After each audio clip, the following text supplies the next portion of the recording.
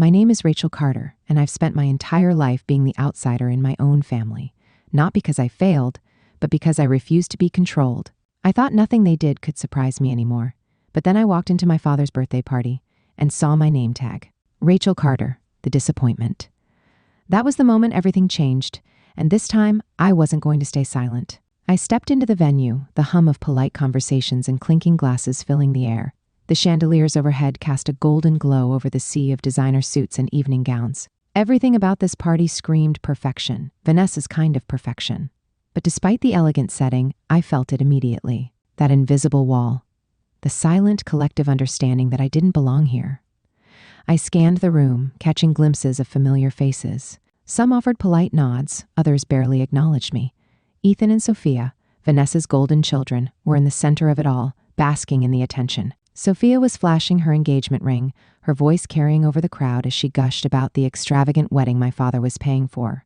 Ethan, dressed in a custom-tailored suit, was entertaining a group of my father's business associates, undoubtedly bragging about the high-ranking position he had walked into without lifting a finger. And then my eyes landed on him. My father. William Carter, tall, silver-haired, the very image of power and control. He stood at the bar, laughing with his friends, whiskey in hand. When his gaze flickered to me, there was a brief pause, just half a second. But I caught it, the hesitation, the flicker of surprise that I had actually shown up. Then, just as quickly, he looked away. That was all I needed to know. I exhaled slowly, reminding myself why I had come. Not for him, not for them, but for the part of me that still needed to see, once and for all, that this wasn't my family. That's when I noticed the name tags. A table near the entrance was neatly arranged with small white cards, printed in elegant gold cursive, Vanessa's little party trick. She claimed it helped people mingle, but in reality, it was just another way for her to orchestrate control. I skimmed through them absently, Uncle Richard, Neighbor Tom, Ethan Carter, Sophia Carter, and then I saw mine. I froze. Rachel Carter, the disappointment. For a moment I thought I was seeing things, maybe a mistake, maybe some cruel joke. But then, across the room, I heard a low, familiar laugh. Vanessa. She was watching me, wine glass in hand, eyes twinkling with amusement. When our gazes met, she took a slow sip, smirking like she had already won. My fingers clenched around the name tag, the edges digging into my palm. My chest tightened, but not from sadness. Not anymore. This wasn't heartbreak. This wasn't pain. This was rage. For years I had swallowed their insults. Let them treat me like I was an afterthought, like I was nothing, but not tonight. I smoothed out the name tag, aligning it perfectly with the others. Then, with a calmness that surprised even me, I picked up a glass of champagne from a passing waiter and tapped my nail against it. The soft clink echoed louder than I expected. The room didn't fall silent immediately, but heads turned. Conversations dipped. People glanced my way. Vanessa's smirk faltered. My father's grip on his glass tightened. I let the moment stretch, just long enough for the tension to settle in. And then I smiled. I'd like to make a toast. Before we continue the story, I want to connect with you, my amazing viewers. Where are you watching from? Drop the flag of your country in the comments below. I know you might be watching this alone, but I want to remind you, no matter where you are, you're not alone. Because right now, at this very moment, I'm here, telling this story with you. Now, let's get back to it. A hush spread across the room. The clinking of glasses, the murmuring conversations, all of it faded as more eyes turned toward me. I could feel it now, the shift, the weight of expectation. Some guests smiled politely, assuming I was about to deliver a warm-hearted tribute to my father. Others, the ones who really knew this family, were already exchanging cautious glances. They sensed it. Something was coming. I raised my glass slightly, my fingers steady, my voice smooth. To my father, William Carter, I began, a man who has always believed in family, in loyalty, in control. A ripple of chuckles moved through the room. William Carter, a man of discipline, of structure, of making sure everyone around him knew their place. I let the words settle, watching my father's jaw tighten ever so slightly. He knew me well enough to recognize the undertone. You've always taught us that family should support one another, celebrate each other's successes. I turned slightly, letting my gaze drift to Ethan and Sophia, basking in their self-importance. And I used to believe that. I really did. Silence. Vanessa's fingers curled around her wine glass, her perfectly rehearsed expression slipping, just a little. She could feel it too. But then I realized something, I continued, my voice still light, almost conversational. Support only exists when you fit into the version of yourself they want you to be. And if you step outside of that role, if you dare to be something else, well, that's when they show you how they really feel. I turned back to my father, locking eyes with him for the first time all night. His stare was unreadable, but I saw the flicker of something behind it, something he didn't want me to see. Vanessa let out a breathy laugh, shaking her head. Oh, come on, Rachel. You always take things so personally. There it was. The condescension, the carefully placed dagger disguised as a joke. I tilted my head, taking a slow sip of champagne. You're right, Vanessa. Maybe I do. Then I set my glass down, my voice sharpening just enough. Just like you, personally made sure my name tag said, The Disappointment. A wave of gasps, a shift in the air. A few guests murmured, eyes darting toward Vanessa. Her smile flickered, then returned, forced, brittle. It was just a joke, she said smoothly, waving a dismissive hand. You're too sensitive. There it was again. The gaslighting, the rewriting of reality. But not this time. Maybe, I said, nodding slowly. Or maybe it was just another reminder that no matter what I do, no matter how much I achieve, in your eyes, I will never be enough. William finally spoke, his voice low, controlled. Rachel, that's enough. I turned to him, my expression unreadable. Oh, I agree, it is enough. And then I reached into my clutch and pulled out a small folded envelope. I placed it gently on the table in front of my father, tapping my fingers against it. This is my final gift to you, Dad. I paused, letting the suspense build, watching as he stared at it, his fingers twitching slightly at his side. I signed the final documents this morning. I changed my last name. I'm no longer a Carter. Dead silence. For the first time in my life, my father looked truly speechless. His face remained still, but his fingers clenched around his drink so tightly I thought the glass might shatter. Vanessa's composure cracked entirely. You're being dramatic, she hissed. This is ridiculous. I exhaled slowly, then smiled. Maybe, or maybe I'm just finally done playing this game. I turned, picked up my champagne glass one last time and raised it slightly, to the last time you'll ever see me. And with that, I set the glass down, turned, and walked away. I didn't look back. I didn't need to. For the first time in my life, I was finally free.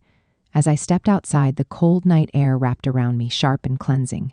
The sounds of the party still buzzed faintly behind me, muted laughter, the clinking of glasses, the murmur of hushed conversations that I knew, without a doubt, were now about me. But I didn't care. I walked toward my car, each step feeling lighter than the last. The weight of years spent trying to fit into a family that had never truly wanted me seemed to lift with every stride. My hands found the car door, and for a moment, I just stood there, breathing, letting the reality of what had just happened sink in. I had done it. I had said everything I had held back for years. I had looked my father in the eye and made it clear I was done. There would be no apologies, no explanations, no coming back from this. And for the first time, that thought didn't scare me. It freed me. The vibration of my phone in my purse broke the silence. I ignored it, but it kept buzzing. By the time I sat in the driver's seat, it was still going off. I finally pulled it out and glanced at the screen. Missed calls. Too many to count. My father, Vanessa, Ethan, even Sophia. The family group chat was a mess of messages, their words flashing across my screen faster than I could read. Them. I already knew what they would say. My father would demand that I come back, that I fix the mess I had made. Vanessa would accuse me of humiliating them, of making a scene. Ethan and Sophia would act outraged, as if my refusal to keep playing the role of the unwanted outsider was some kind of betrayal. Not one of them would ask if I was okay. I dropped my phone onto the passenger seat without responding and started the engine. The tires crunched softly against the gravel as I pulled away from the house, leaving behind the mansion, the guests, the carefully curated illusion of a perfect family that had never included me. I drove in silence, the city lights blurring past, the roads familiar but feeling somehow different tonight. Everything felt different, lighter, freer. By the time I reached my apartment, it was just past midnight. The quiet of my space greeted me, a stark contrast to the noise and chaos I had just left behind. I kicked off my heels, exhaled, and sank onto the couch. For a moment, I just sat there, staring at the ceiling. The adrenaline was fading, leaving something heavier in its place, finality. I had spent my entire life trying to prove my worth to people who had never truly seen me. And now, finally, I had stopped. I reached for my phone, my fingers hovering over the screen.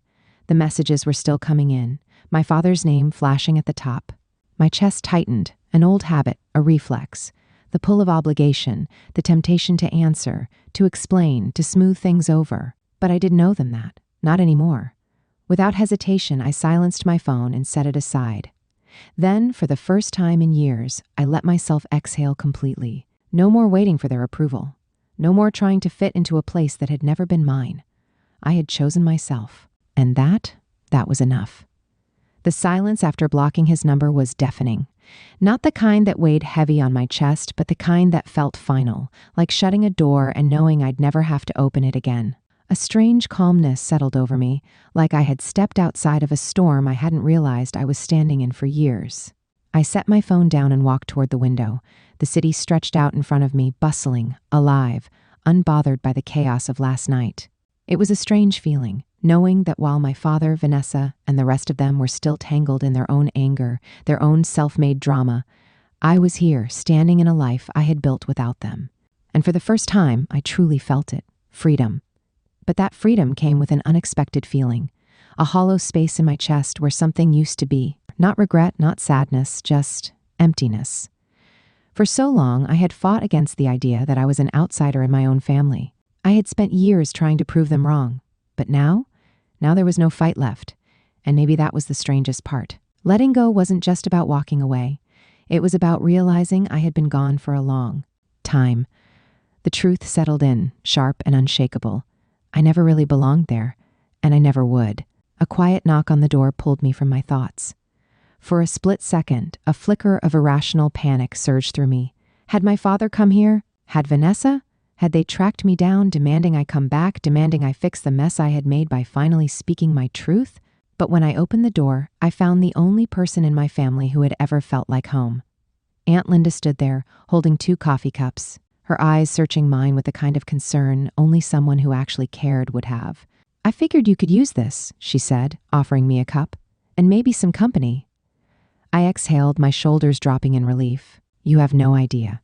She stepped inside, her presence filling the space with something warm, something real. She didn't ask me what happened. She already knew. Instead, she settled onto the couch, setting her cup down on the table, and simply said, "So, how does it feel?" I took a sip of my coffee, letting the warmth ground me, letting the weight of everything settle in a way that finally felt manageable. "Lighter," I admitted. "Strange, but lighter," she nodded. "It'll feel strange for a while. That's what happens when you finally stop carrying something you were never meant to hold." Her words hit me harder than I expected. I had spent years carrying their expectations, their judgments, their disappointment. And for what? For nothing. "I think I kept waiting for them to care," I murmured.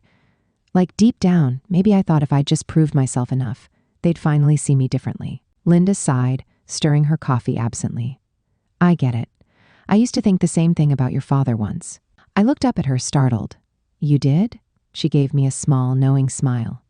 "Oh, honey, he's been like this for as long as I can remember. Always cared more about appearances than people. Always expected loyalty, but never gave it in return.